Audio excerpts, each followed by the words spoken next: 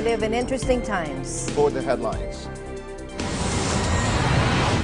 Firefighters backed by air tankers and helicopters battle California's raging wildfires for a 7th day, as the authorities in the worst-hit county released a list of over 100 missing people.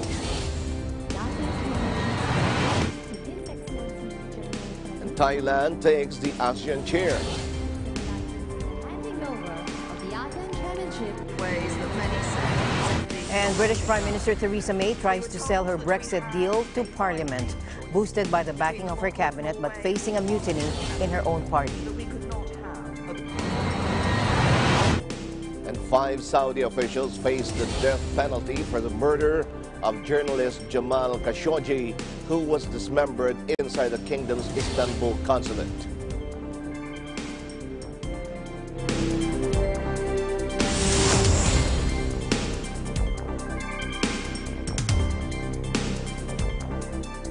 Mama Angeles, wherever you're watching from around the world, thank you very much for joining us. We welcome our viewers here in the Philippines and around the world. Good evening, everyone. I'm Sam Cepeda. And now to the news.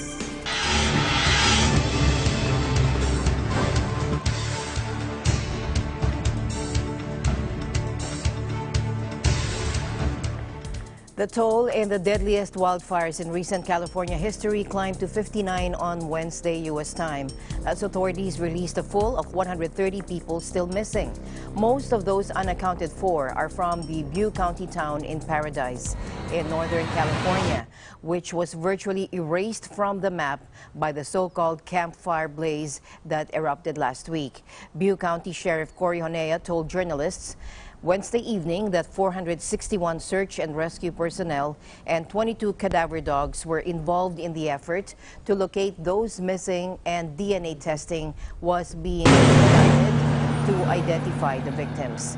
Paradise, a town of around 26,000 in the foothills of the Sierra Nevada mountains, was popular with retirees, and many of those reported missing by the sheriff's office are elderly in their 70s, 80s, and 90s.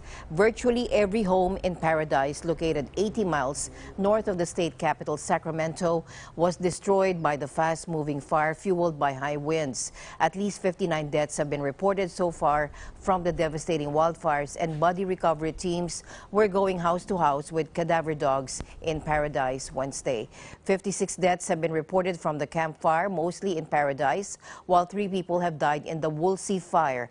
The Camp Fire has ravaged 135,000 acres of land and is 35% contained, according to CAL FIRE. It has destroyed some 7,600 homes and 260 commercial properties. Battling the blaze are more than 56 or 5,600 fire personnel, some from as far away as Washington State and Texas. The Woolsey Fire, meanwhile, has razed 97,620 acres and has been 47% contained.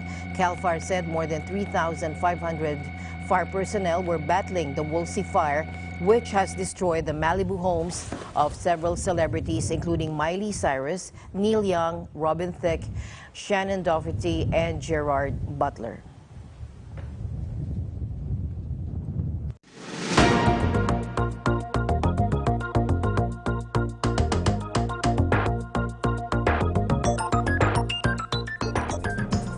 Prime Minister Lee Hsien Loong officially handed over the chairmanship of ASEAN to Thailand at the closing ceremony of the 33rd ASEAN Summit.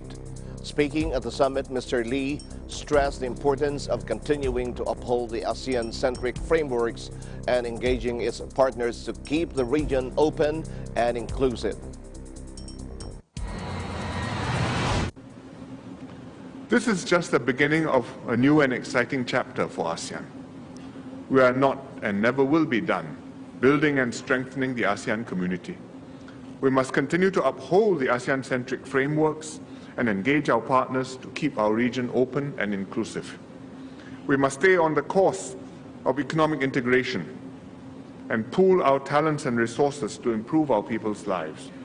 And despite our individual national interests, we must continue to think regionally and invest political capital in the ASEAN project. Singapore has full confidence that Thailand, as the incoming ASEAN chair, will continue to take ASEAN forward.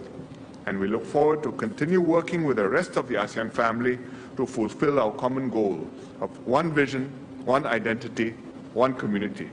We wish our Thai friends the very best. Sawadee Ka. Thank you, Prime Minister. Mr. Lee will now hand over the ASEAN Chairmanship's gavel to His Excellency General Prayut Chan-o-cha. This formally symbolizes the handing over of the ASEAN Chairmanship to the Kingdom of Thailand. Mr. Chairman, distinguished guests, since the founding of ASEAN in Bangkok in 1967, over 5 decades ago, ASEAN has become a community in a region of peace and security. ASEAN has grown into the 6th largest economy in the world and is projected to become the world's 4th largest economy by 2030. Its role is recognized internationally and is at the center of the regional architecture.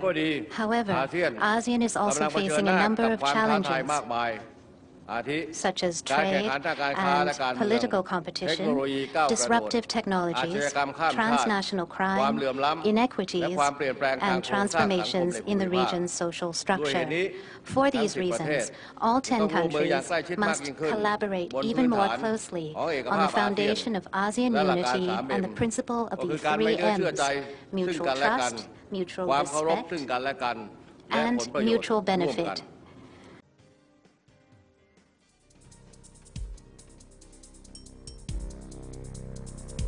Meanwhile, Singapore's Prime Minister Lee Hsien Loong tells the world leaders gathered in Singapore that a massive Beijing-backed trade deal covering half the world's population is at risk of losing credibility if discussions on it are prolonged. Take a look.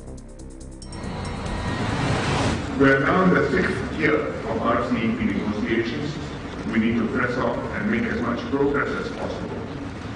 Further prolonging negotiations puts the RCEP at risk of losing credibility and support from our stakeholders, and will mean missing a major opportunity to bring tangible benefits to our businesses and citizens. Negotiations for RCEP began in 2012, which envisions the creation of a free trade zone that will encompass 45% of the world population and more than a third of the world's GDP, but doesn't involve the United States. RCEP talks were given new impetus after President Trump pulled the U.S. out of the competing Trans-Pacific Partnership trade deal in one of the first acts of his administration. There are still major sticking points in RCEP talks, with regional rival India particularly nervous about giving Chinese companies greater access to its markets and wealthier nations wanting to see more progress on labor reforms. Disagreements on intellectual property rights, goods tariffs, and financial services are also on a long list of issues that still need to be concluded. Also, the specter of possible leadership changes with several general elections scheduled early next year, India, Thailand, and Indonesia have also complicated the timeline for a deal.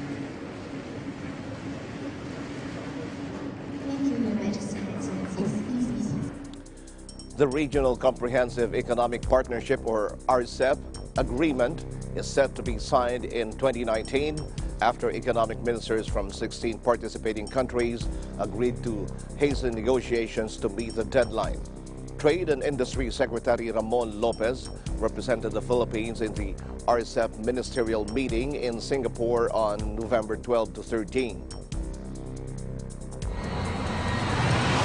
Both ASEAN and U.S. have confirmed a strong bilateral relation, between the region and the U.S.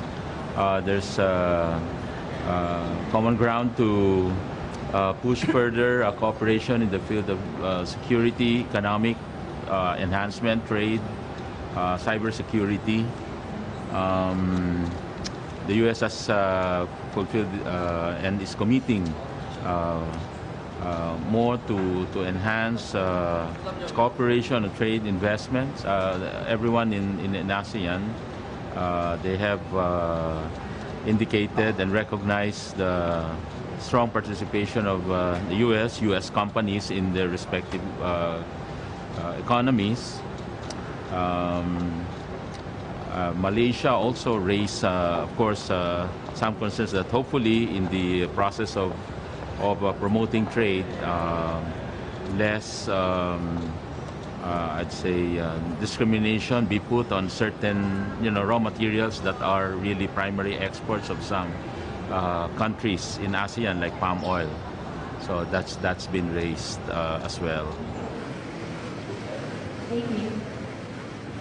RCEP is composed of the 10 ASEAN member states and the Bloc 6 Free Trade Agreement partners: China, Japan, South Korea, India, Australia, and New Zealand.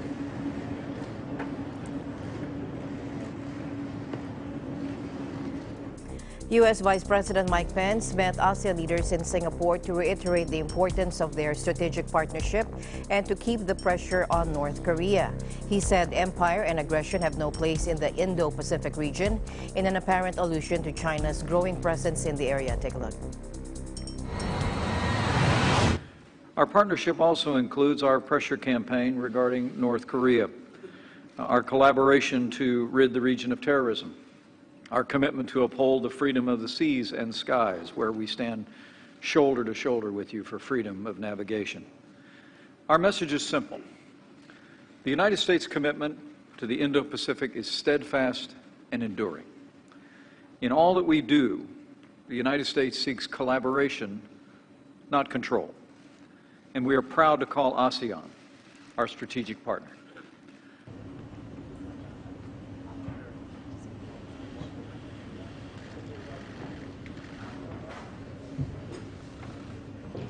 Sir.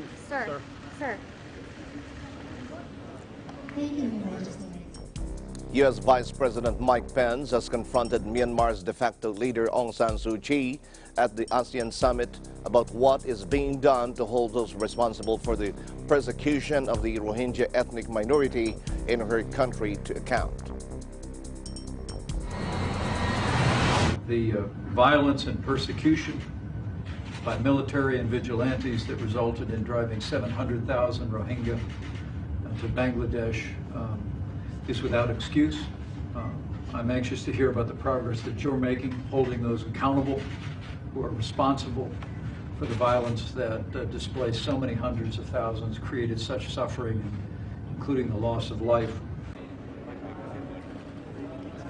Suu Kyi has seen her reputation as a rights defender shredded by her refusal to speak up for the Rohingya, a stateless group reviled in the Buddhist majority country. She has already had an Amnesty International honor revoked this week. Pence piled the pressure on Myanmar's de facto leader, calling for an explanation of the jailing of 2 Reuters journalists over their coverage of the crisis. The arrest and jailing of 2 journalists last fall was deeply troubling to millions of Americans, and I look forward to speaking with you about the premium that we place on a free and independent press.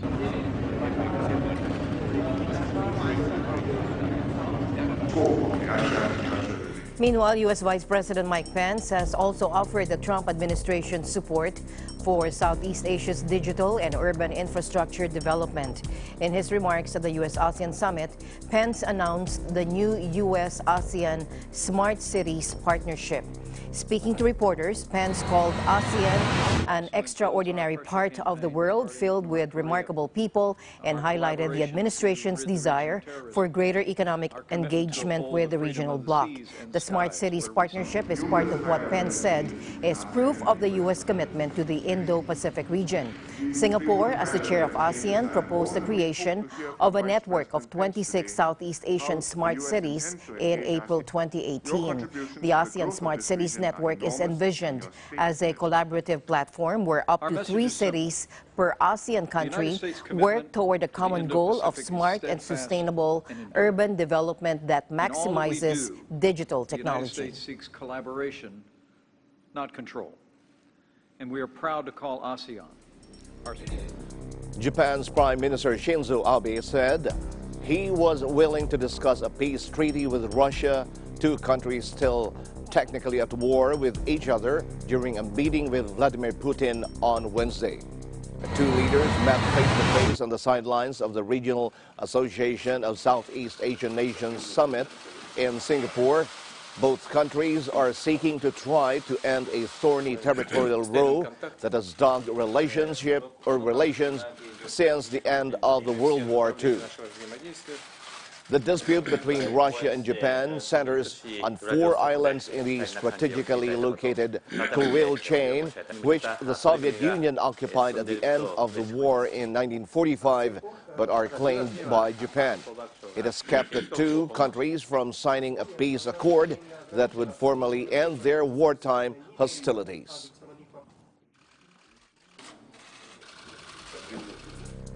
President Xi Jinping arrived in Papua New Guinea on Thursday for a much-vaunted state visit ahead of an Asia-Pacific summit he's expected to dominate. Xi touched down in Port Moresby, where he was greeted on the tarmac by tribesmen and women in traditional attire, complete with feather headdresses, with U.S. President Donald Trump and Russian President Vladimir Putin skipping the APEC leaders meeting in Port Moresby on Saturday and Sunday. Xi has golden opportunity to highlight China's growing regional clout. Xi kicks off a 2-day state visit to the resource-rich and strategically important host country, the first ever state visit here by a Chinese president, before meeting Pacific Island allies and delivering a keynote speech to Asia-Pacific CEOs. On the eve of his arrival, Xi wrote in the country's main newspaper that Papua New Guinea was, quote, truly a land of great promise. He's expected to inaugurate Chinese-built infrastructure projects and get a traditional Sing Sing Papua New Guinean welcome. President Xi Jinping is a good friend of Papua New Guinea, the country's Prime Minister Peter O'Neill said ahead of Xi's arrival. The visit, he said, is a clear indication of a growing bilateral relationship between our 2 countries.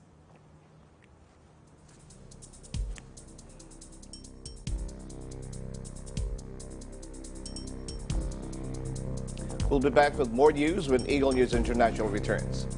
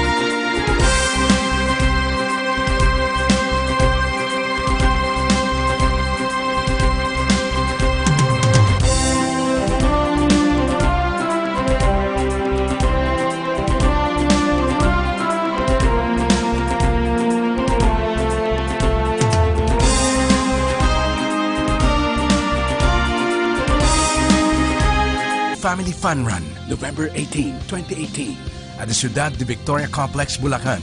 Choose from race categories: 1.062 kilometer, 2.5 kilometers, 5 kilometers, and 9.55 kilometers. Registration is ongoing.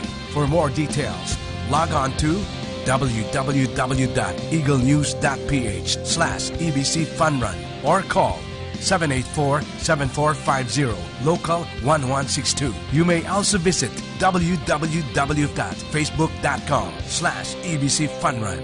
EBC Family Fun Run. This event was made possible with our major sponsors: Regent, Life's Simple Pleasures, RY Graphics and Print, Guyamax, the natural 4-in-1 super antioxidant with guayabano, mangosteen, turmeric, and vitamin C. With the participation of Isuzu, your responsible partner for life, together building people. Mr. Gary Escobar. Salonpas by Hisamitsu Philippines. Skechers Performance. White Glow, Australia's #1 teeth whitening system. Beldia, your strategic procurement partner. Blue Pro Energy Plus Electrolytes. Enjoying your passion never stops. And in partnership with Maligaya Development Corporation and Philippine Red Cross.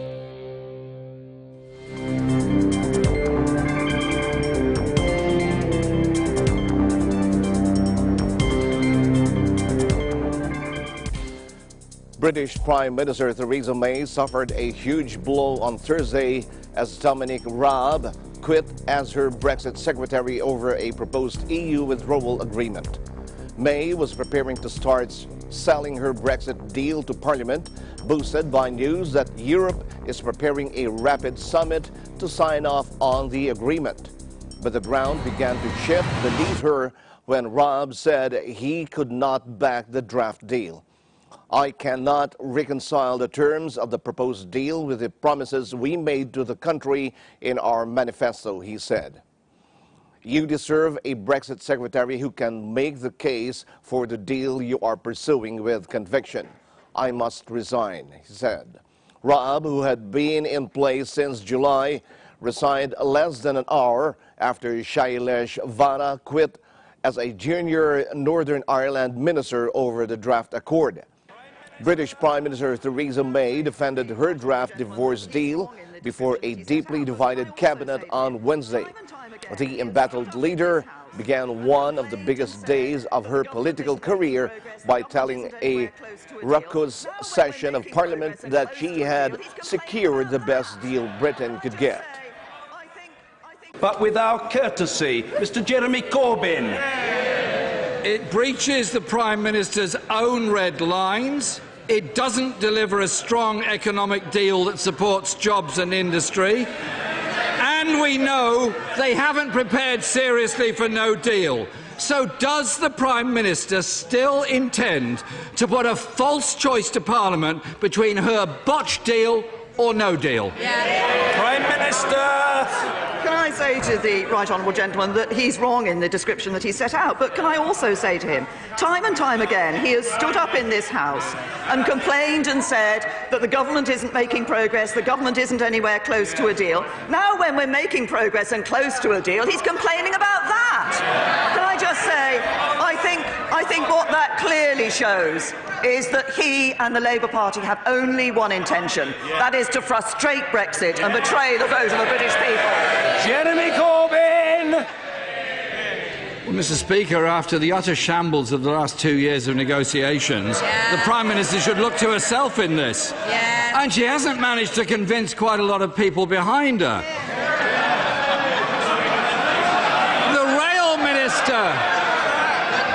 The Rail Minister resigned last week, saying to present the nation with a choice between two deeply unattractive outcomes, vassalage and chaos, is a failure of British statecraft on a scale unseen since the Suez Crisis, and that from a Tory MP. Last night, the EU's lead Brexit negotiator reportedly told the 27 European ambassadors the UK must align their rules, but the EU will retain all the controls. Is that a fair summary of the Prime Minister's deal? Prime Minister! Can I say to the right honourable gentleman, as I have said all along throughout these negotiations, what we are doing is negotiating a good deal for the United Kingdom. We're negotiating a deal that delivers on the vote of the British people, that takes back control of our money law and borders, that ensures we leave the common fisheries policy, we leave the customs union, we leave the common agricultural policy, but we protect jobs, we protect security, and we protect the integrity of the United Kingdom. Jeremy Corbyn! Mr. Speaker, under the Prime Minister's deal, we're going to spend years with less say over our laws or how our money is spent. And the International Trade Secretary said last week that the decision to withdraw from any backstop agreement could not be contracted to somebody else. Can the Prime Minister confirm whether under her deal it will be the sovereign right of the UK Parliament to unilaterally withdraw from any backstop? Prime Minister! I say to the right honourable gentleman, there needs to be a backstop as an insurance policy. There needs to be a backstop as an insurance policy, but neither side actually wants us to be in that backstop because we want to bring the future relationship into place at the end of December 2020. And I'm aware of the concerns that there are, that we don't want to be in a position where the European Union would find it comfortable to keep the United Kingdom in the backstop permanently. And that's why any backstop has to be temporary. After a meeting that lasted more than 5 hours, British Prime Minister Theresa May announces the cabinet has given its backing to a draft Brexit deal agreed with the EU.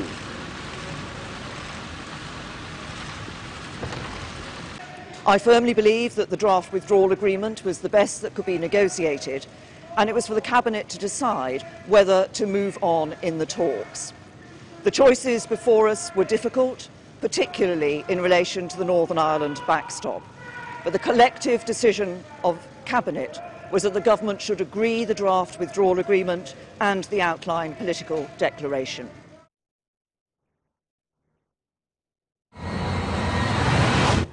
Meanwhile, junior Brexit Minister Suella Braverman became the 4th British government minister to resign on Thursday in protest at a draft withdrawal agreement with Brussels.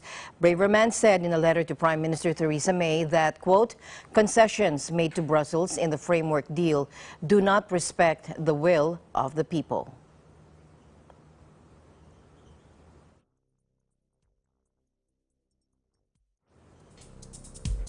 European Council President Donald Tusk said in Brussels that unless problems emerge as EU member states examine the deal, he will host a summit to sign the accord in Brussels on November 25. Take a look. The agreement is now being analyzed by all the member states. By the end of this week, the EU 27 ambassadors will meet in order to share their assessment of the agreement. I hope that there will not be too many comments. I took good note of Prime Minister May's statement yesterday. Of course, I don't share the Prime Minister's enthusiasm about Brexit as such. Since the very beginning, we have had no doubt that Brexit is a lose-lose situation and that our negotiations are only about damage control. If nothing extraordinary happens, we will hold a European Council meeting in order to finalize and formalize the Brexit agreement. It will take place on Sunday, the 25th of November at 9:30 a.m. Finally, let me say this to our British friends. As much as I am sad to see you leave, I will do everything to make this farewell the least painful possible, both for you and for us. Thank you. Now, they will also take stock of work on the joint political declaration about future relations between Brussels and Britain, which Tusk said should be finalized with London by Tuesday and then analyzed by member states officials. The deal covers citizens' rights, Britain's financial settlement, and plans for a post-Brexit transition period during which both sides hope to agree a new trade deal. The most controversial element is a backstop plan to keep Britain in a customs union with the EU until a trade deal is agreed that avoids the need for border checks with Ireland. Many Brexiteers fear this would leave Britain a vassal state tied to the bloc indefinitely. Well, we really felt our democracy is being impaired fatally by a botched compromise from a botched negotiation from what looks increasingly like a fag-end government that's determined to sell British interests out. Today, Theresa May is going to sell us out. She's created a deal, concocted a deal, which doesn't represent what we voted for. We voted to leave the customs union, the single market, and anything that represents that. We voted to be an independent country, and that is what we will have. There is an awful lot of concern about what it actually means overall, and that we will be taking instructions from Brussels on a lot of our laws without any say in them, and nobody voted for that at all. I know I didn't, and I'm sure a lot of those people, most of those people across the road didn't either.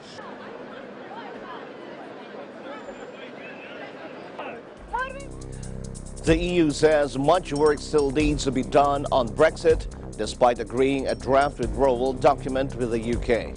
Chief negotiator Michel Barnier said the agreement was fair and balanced, provided for an orderly withdrawal, took into account the UK's needs and laid the ground for an ambitious new partnership.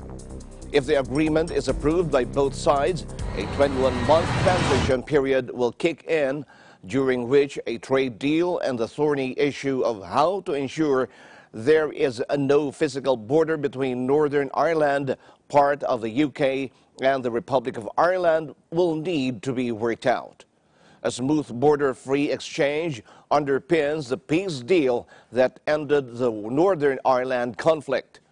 The draft withdrawal agreement covers so-called divorce issues as the UK prepares to leave the EU.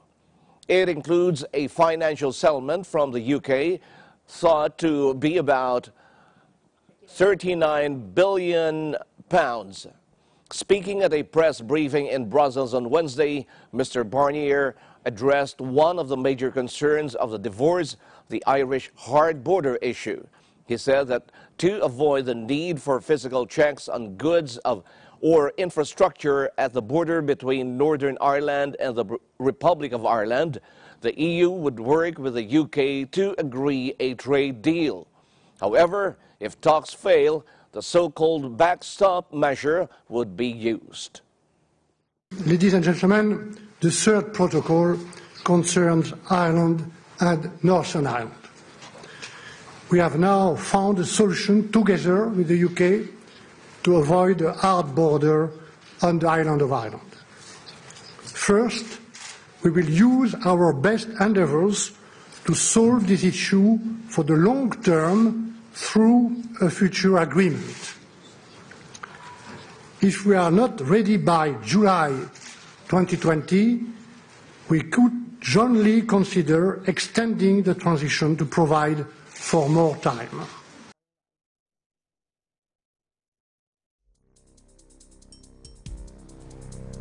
Meanwhile, Prime Minister Theresa May today defended the draft Brexit deal in Parliament after shock resignations. Take a look. Mr. Speaker, what we agreed yesterday was not the final deal. It is a draft treaty. It's not.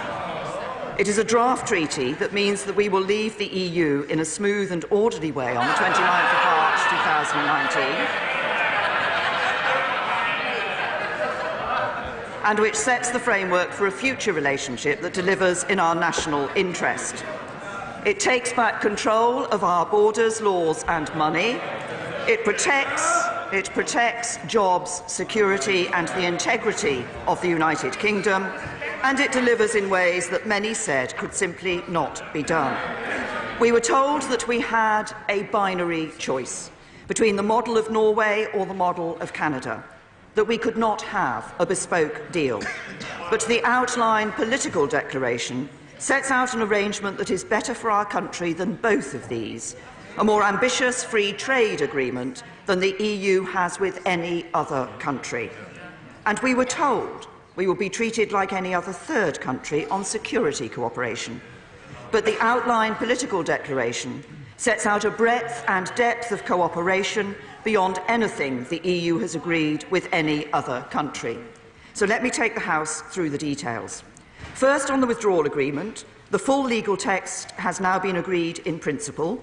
It sets out the terms on which the UK will leave the EU in 134 days' time on the 29th of March 2019. We have secured the rights of the more than 3 million EU citizens living in the UK and around 1 million UK nationals living in the EU. We have agreed a time-limited implementation period that ensures businesses only have to plan for one set of changes. We have agreed protocols to ensure Gibraltar and the sovereign base areas are covered by the withdrawal agreement. And we have agreed a fair financial settlement far lower than the figures many mentioned at the start of this process. First, the EU proposal for a Northern Ireland-only customs solution has been dropped and replaced by a new UK-wide temporary customs arrangement that protects the integrity of our precious union. Second, we have created an option for a single time-limited extension of the implementation period as an alternative to bringing in the backstop. As I have said many times, I do not want to extend the implementation period, and I do not believe we will need to do so. This is about an insurance policy. But if it happens that at the end of 2020, our future relationship is not quite ready, the UK will be able to make a choice between the UK-wide temporary customs arrangement or a short extension of the implementation period. Third, the withdrawal agreement commits both parties to use best endeavours to ensure this insurance policy is never used. And in the unlikely event that it is needed, if we choose the backstop, the withdrawal agreement is explicit that it is temporary and that the Article 50 legal base cannot provide for a permanent relationship. And there is also a mechanism by which the backstop can be terminated. Finally, we have ensured full continued access for Northern Ireland's businesses to the whole of the UK internal market. Mr. Speaker, the Brexit talks are about acting in the national interest. And that means making what I believe to be the right choices, not the easy ones. I know there are some who have said I should simply rip up the UK's commitment to a backstop, but this would have been an entirely irresponsible course of action.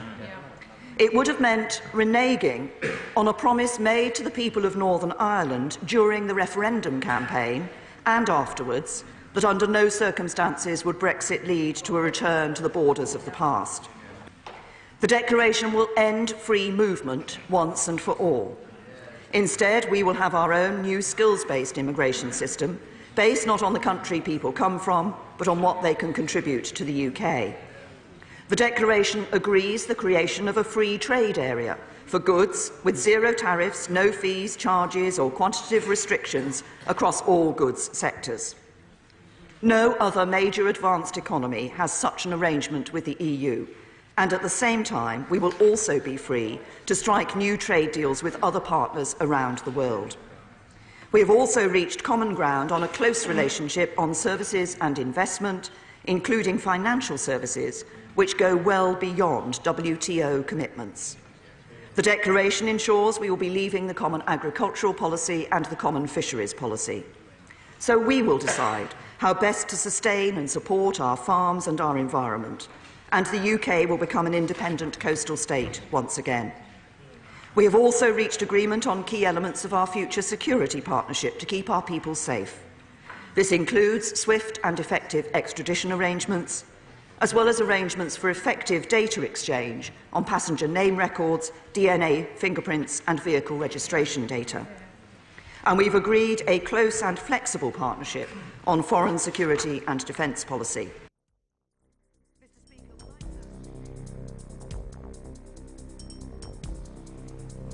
The news continues here on Eagle News International. We'll be right back. Stay tuned.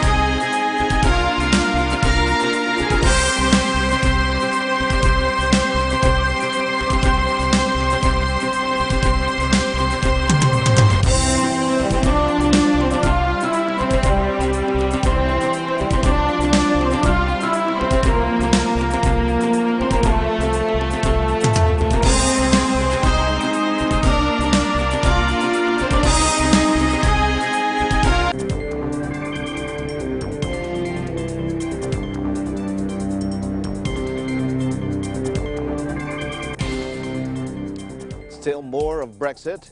Theresa May comes under criticism from opponents of her Brexit deal as she explains it to Parliament following the resignations of several ministers. Here's more.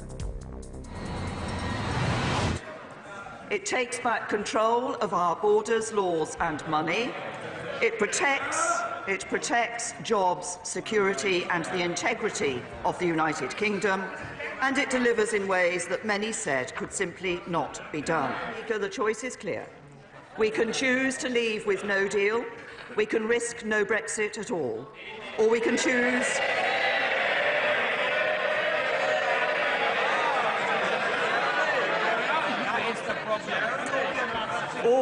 or we can choose to unite and support the best deal that can be negotiated.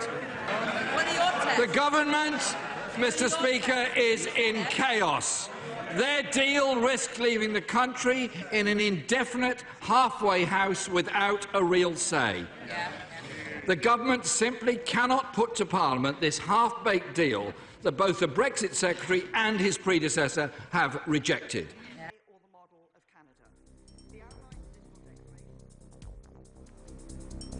Meanwhile, a currency market analyst says that while a draft Brexit deal has seen the pound rise in value, many possible obstacles lie ahead before a final deal is done. Take a look.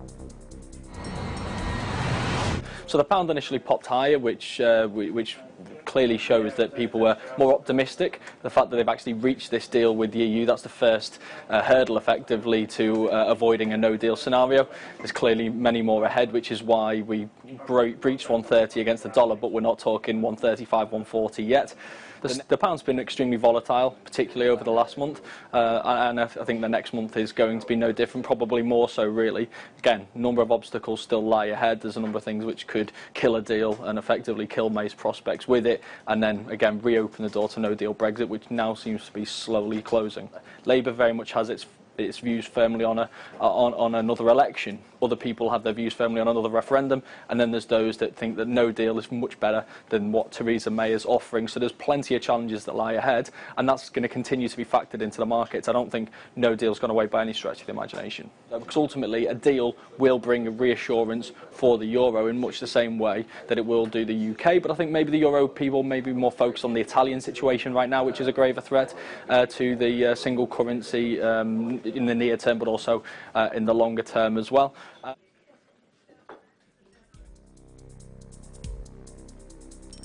Sri Lanka's parliament descends into chaos with MPs swinging punches, or MPs swinging punches and throwing projectiles a day after legislators voted the purported prime minister out of office. Take a look.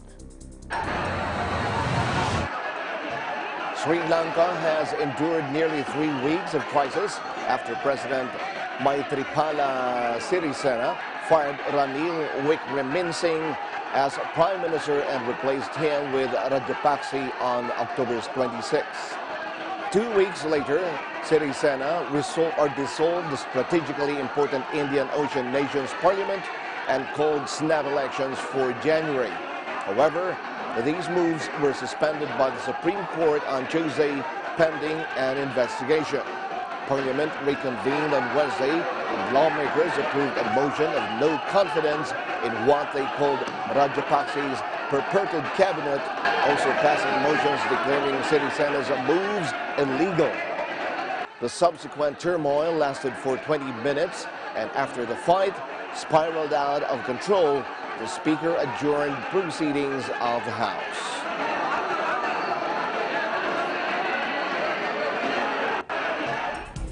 In other news, 5 Saudi officials face the death penalty over the murder of journalist Jamal Khashoggi, who was drugged and dismembered inside the kingdom's Istanbul consulate, according to Riyadh's public prosecutor on Thursday. The announcement follows growing international outcry over the killing of Khashoggi, a Washington Post columnist and critic of the Saudi rulers, who was last seen entering the consulate on October 2 to obtain paperwork for his marriage. Khashoggi died after being drugged and then dismembered, a spokesman for the public prosecutor's office said in the first Saudi confirmation of how he was killed. The journalist's body parts were then handed over to an agent outside outside the consulate grounds, according to the spokesman. He denied Prince Mohammed had any knowledge of the murder. The Deputy Chief of Saudi Arabia's intelligence, General Ahmed Al-Asiri, gave the order to repatriate Khashoggi, and the head of the negotiating team that flew to the Istanbul consulate had ordered his murder, according to the spokesman. After repeated denial, Saudi Arabia finally admitted in mid-October that Khashoggi had been murdered at the compound, but blamed it on a rogue operation. توجيه التهم إلى 11 منهم وإقامة الدعوى الجزائية بحقهم وإحالة القضية للمحكمة مع استمرار التحقيقات مع بقية الموقوفين للوصول إلى حقيقة وضعهم وأدوارهم، مع المطالبة بقتل من أمر وباشر جريمة القتل منهم وعددهم 5 أشخاص.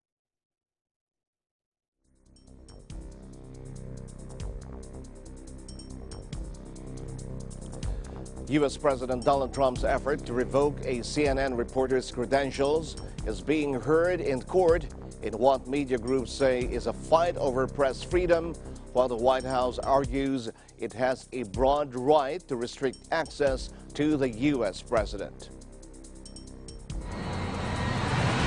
I think you should let me run the country. You run CNN, right. And if you did it well, your ratings Let would me be ask, much better. if I may ask one other question, Mr. President, if I may ask one other question, are you worried? That's enough. That's Mr. enough. President, That's I was enough. going to ask one of the other folks. That's enough. Pardon me, ma'am. Mr. Excuse President, me. That's enough. Mr. President, I had one other Peter, question, let's if go. I may ask, on the Russian.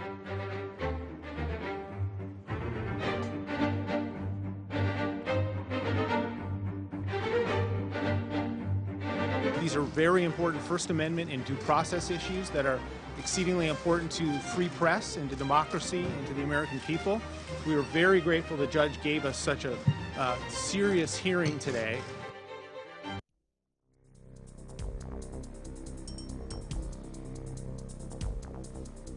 More news will be coming your way when Eagle News International returns.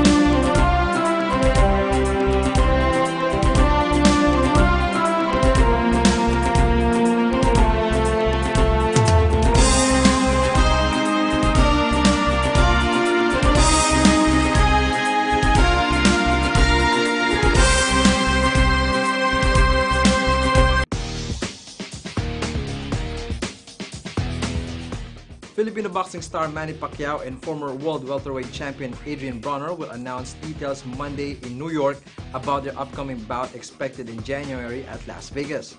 Pacquiao owns the World Boxing Association's regular welterweight crown, a step below U.S. unbeaten WBA super champion Keith Thurman after stopping Argentina's Lucas Matisse in July at Kuala Lumpur, his first knockout win since 2009. The Southpaw 67 with 2 draw and 39 knockouts in a career that began in 1995 turns 40 next month, while American Broner is 33-3 with 1 draw and 24 knockouts. Bronner and Pacquiao are set to talk Monday at New York's Gotham Hall and Tuesday at Waldorf Astoria in Beverly Hills to promote the bout, which is expected to stage January 19 at the MGM Grand in Las Vegas. Pacquiao, the only fighter to win world titles in 8 different weight divisions, said last month that he was 90% certain he would next fight Bronner, a former 4-division world champion. Last month, Pacquiao signed with advisor Al Heyman's Premier Boxing Champions Group after being promoted by Top Rank's Bob Arum, Heyman's main rival for the past 14 years. The move ensures Pacquiao will have chances to fight the best in the welterweight division, as Heyman's fighters include American Thurman, 28-0 with 22 knockouts, World Boxing Council champion Sean Porter, 29-2 with 1 draw and 17 knockouts, and International Boxing Federation champion Errol Spence Jr., 24-0 with 21 knockouts. In tennis, Novak Djokovic booked his place in the semifinals of the ATP Finals as the world #1 dispatched Alexander Zverev 6-4, 6-1 on Wednesday. Djokovic is chasing a 6th ATP Finals title and his first in the prestigious season-ending event at London's O2 Arena since 2015. In his 11th appearance at the finals, the Serb was guaranteed to reach the last 4 for the 8th time after Marin Cilic beat John Isner 6-7, 6-3, 6-4 in Wednesday's second match. Djokovic, who beat Isner in his opening group stage match, has enjoyed a remarkable renaissance in the second half of 2018, and lifting the trophy on the banks of the River Thames will be the perfect way to finish this year. Djokovic faces Cilic in his last group match on Friday, while Zverev, who defeated Cilic to kick off his finals campaign, takes on Isner. And in NBA, Nikola Vucevic scored 30 points as the Orlando Magic staged a fourth-quarter comeback to hand Jimmy Butler a defeat on his debut for the Philadelphia 76ers on Wednesday. Vucevic drained 2 free throws with 5 seconds remaining to seal a wild victory, which saw Orlando overturn a 16-point deficit in the final quarter to post a 111-106 win. Butler, who completed his move to Philadelphia from the Minnesota Timberwolves this week, finished with 14 points from his 32 minutes on court at Orlando's Amway Center. JJ Redick led the Sixers scoring with 22 points, while Joel Embiid had triple-double with 19 points, 13 rebounds, and 10 assists. Meanwhile, these are the results of the other games today in the NBA.